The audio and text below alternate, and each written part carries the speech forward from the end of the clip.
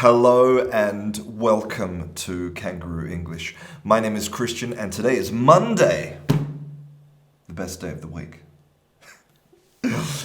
Now, I want to start by asking you to think about something. How do most people describe their language ability? They describe themselves as speakers. I am a native English speaker and I also speak Spanish. People don't ever describe themselves as English grammar experts or English worksheet fillers or English certificate holders. Like it or not, speaking is the only skill that matters, and that includes with sign languages. Remember that a majority of the world's languages have never been written down, ever. They are only spoken. And when we do speak, we normally don't speak to ourselves. And so when we're speaking to other people, also we are not normally producing a monologue. We are interacting, having a conversation. Conversation is the core of language. The question is, how can you have a good conversation?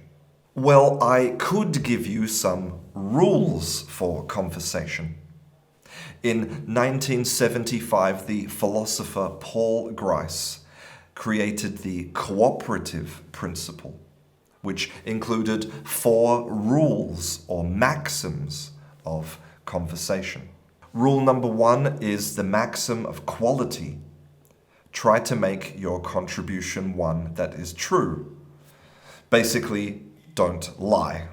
Number 2 is the maxim of quantity. Make your contribution as informative as required. Basically, don't talk too much. The third one is the maxim of relation. Be relevant. Stick to the topic. Don't talk about things that aren't related to the conversation. And the fourth rule is the maxim of manner. Be perspicuous and avoid ambiguity. Be clear and transparent in the things that you say. So there it is, the secret to good conversation. But I want to go a little bit deeper and to ask what it really means to communicate with other people. And to do that, we're going to have to play a game.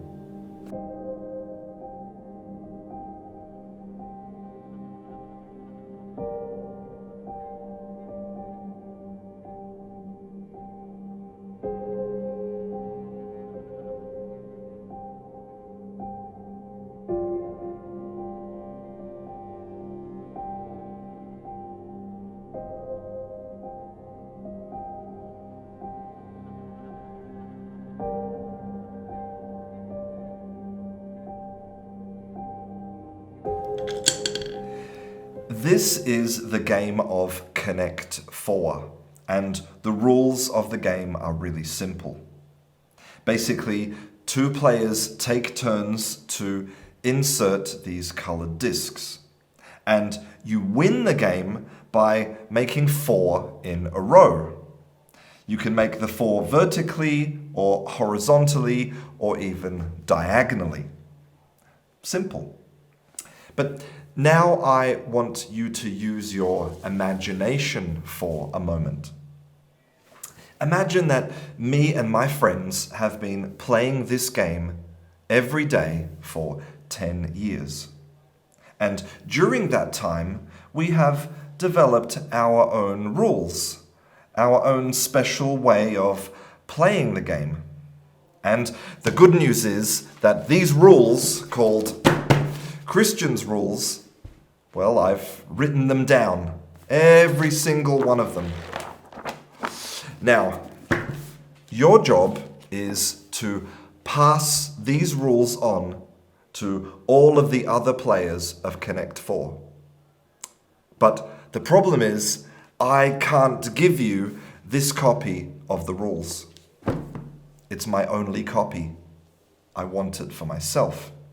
So I'm going to have to explain the rules to you, and then you are going to have to explain the rules to every other person who wants to play the game. How long do you think that would take? How many repetitions would it take for you to learn those rules and to pass them on to other people? How many errors do you think you would make? How would you simplify those rules?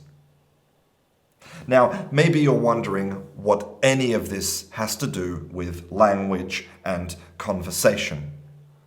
Well, this metaphor of playing the game of Connect 4 actually explains a really interesting paradox in language. You see, languages that have very big populations of speakers tend to have very simple grammar, but very large vocabularies. And languages that have very small populations of speakers tend to have very complex grammar, but very small vocabularies. And this explains why. You see, when I create these rules with my small population of friends, it's very easy for us to invent them and pass them around. But if I have to invent and pass around rules amongst millions of people, well, that becomes very, very difficult. In 2018, researchers modeled this behavior in a computer and showed that when a population of speakers reaches only 100 people, really complex rules completely disappear. Okay, so again, what does any of this have to do with having a good conversation? It tells us something very fundamental about how language works. Language only receives meaning through contact with other people. Language is always a social activity. Even if you are writing on your own or reading on your own or listening on your own, the meaning of that language always comes from hundreds or thousands or millions of people agreeing on the same thing. You can't hide behind your workbooks or your exam results or your apps. If you're not using language to be social, then you're not really using language. A lot of students don't have conversations because they are waiting for something or someone, waiting for someone to come along and take away their fear of speaking, waiting for an app to teach them enough vocabulary so that they'll be ready to have a conversation, waiting for a teacher to give them the secret to having a good conversation. But here's the truth. Nobody can teach you to have a good conversation. Take a moment to consider how hard it is for you to change yourself, to eat healthy, to exercise more, to read more, to work harder, to stress less, to be good. And then once you realize how hard it is to change yourself, you start to realize the chances that you have of changing other people. I don't have the power to change you. I don't have the power to make you have a good conversation.